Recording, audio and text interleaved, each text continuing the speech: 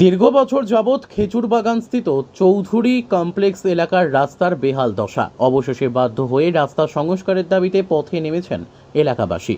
স্থানীয় এক এলাকাবাসী অভিযোগ করেন, দীর্ঘ কয়েক বছর যাবৎ খেজুরবাগানস্থিত চৌধুরী কমপ্লেক্স এলাকার রাস্তা বেহাল দশায় পরিণত হয়ে রয়েছে, যার ফলে মানুষের যাতায়াতের সমস্যার সম্মুখীন হতে হচ্ছে। রাস্তায় কাদা জমে থাকার ফলে ছাত্রছাত্রীদের যাতায়াতের সমস্যার সৃষ্টি হচ্ছে। তাছাড়া রাস্তার বেহাল দশার কারণে মুমূর্ষু রোগীরা মৃত্যুর সাথে পাঞ্জা লড়লেও অ্যাম্বুলেন্স থেকে হাসপাতালে যাওয়ার মতো কোনো ব্যবস্থা নেই। রাস্তার ভগ্নদশার কারণে যানবাহন চলাচলে বিভিন্ন সমস্যার সম্মুখীন হতে হচ্ছেন চালকদের।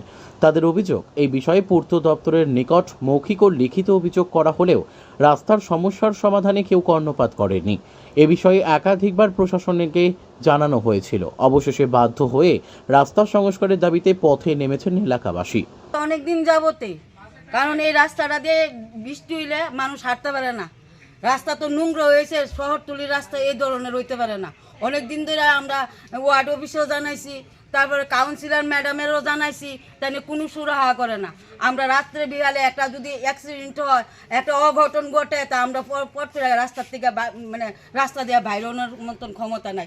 এই যে এক মহিলা ল্যাংরা মানুষ, এই মহিলা পর্যন্ত রাস্তা দিয়ে বাড়িতে পারে না। আমরা পট করে রাস্তাটা দিয়ে বাড়িতে না, এরকম অবস্থা হয়ে রয়েছে।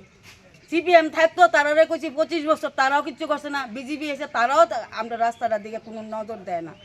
Bureau report, news Tele Bharat.